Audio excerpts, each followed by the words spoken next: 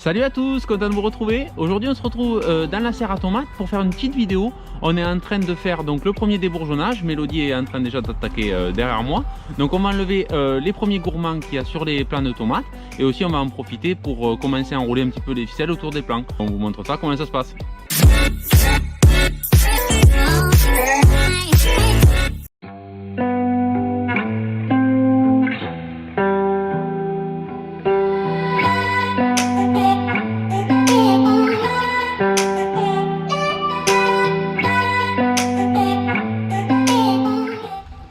Voilà, donc le but ça va être d'enlever donc cette partie.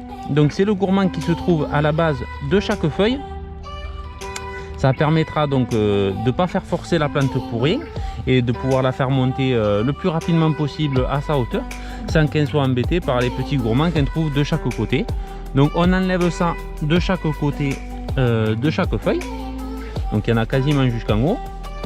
Et après donc la ficelle, il suffit de l'entourer autour du plant pour qu'elle monte bien droit.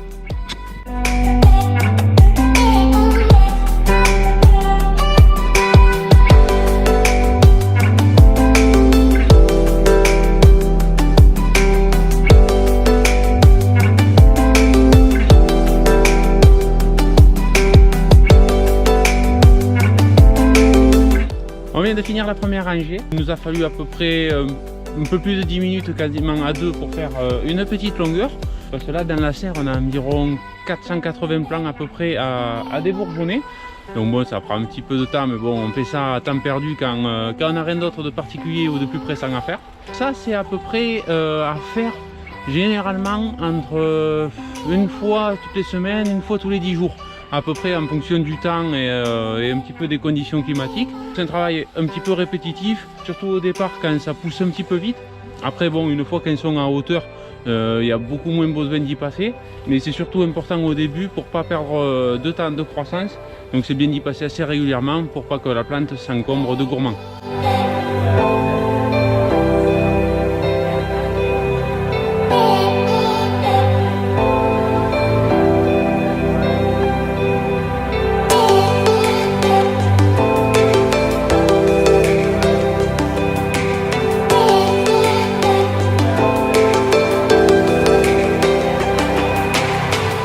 Je voulais vous montrer un petit point aussi, tant qu'on y est que je m'en rends compte.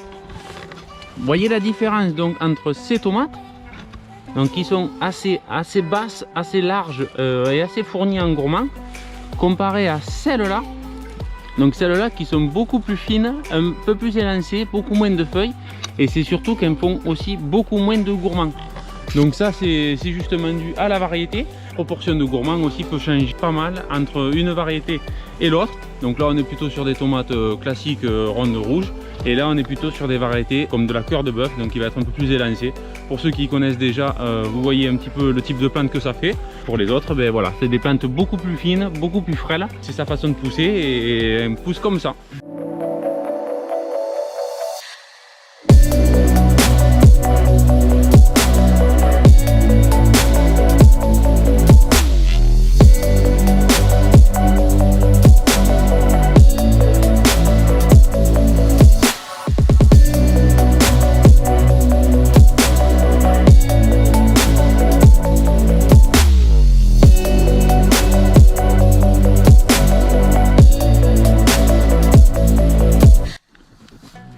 Donc là je vais vous montrer un petit peu plus en détail donc sur une plante qui est bien fournie en gourmand, donc ça vous servira d'exemple au besoin. Donc sur cette plante là, comme je vous ai montré, il y en a quand même beaucoup. Donc vous voyez, il y en a à chaque base de feuilles, pardon. Hop, là on monte, après une ici, et il y en a même jusqu'en haut. Donc faire attention sur la fin, car des fois les feuilles, on ne sait pas si ça va être un départ de fleurs ou le sud de la tige. Donc dans le doute, il vaut mieux attendre un petit peu. C'est pas grave, sur les parties supérieures il faut bien dégager le bas, mais sur les parties du haut, laissez un petit peu attendre avant d'être sûr d'enlever. Ça serait dommage de les téter, et à ce moment là par contre la tomate ne monterait plus et ça serait un petit peu dommage. Donc bon, après ça peut se rattraper avec des gourmands, mais c'est un petit peu plus compliqué. Donc le mieux c'est dans le doute, abstenez-vous et vous verrez un petit peu plus tard. Bon, on se fait une petite pause comme d'habitude. Il fait un petit peu chaud dans la serre, le soleil commence à taper un peu fort. Donc ce qu'on fait, on va s'aérer, on va aller faire un petit tour au melon, voir comment ça se passe. Et après on retourne, on continue à débourgeonner.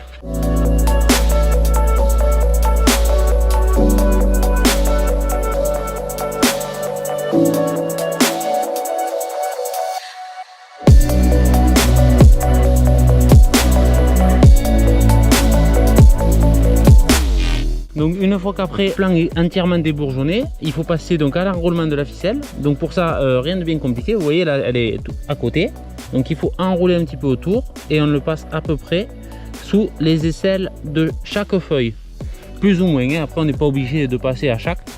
Mais voilà, au moins le plan se tient bien et après ça continuera à pousser donc au fur et à mesure. Et on enroulera aussi au fur et à mesure donc qu'on débourgeonne à chaque passage.